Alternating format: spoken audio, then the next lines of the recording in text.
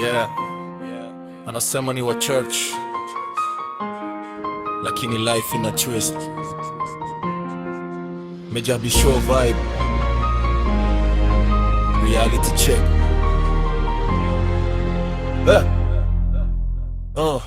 Sunday anavaa white, anaingia church na Bible mkoni.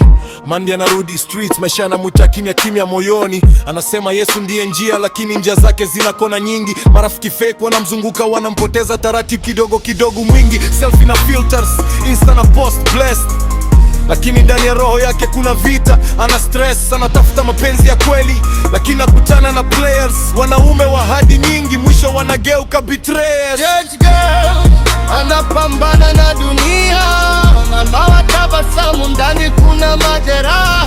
Church girl anataka ndoa safi, lakini maisha yanamzungusha kama bahari. Usiku club kidogo, anasema ni stress na punguza. Pombe kidogo mezani, machozi yanificha, anajifariji kwa nguvu, anajikaza. Wanaume anamwambia na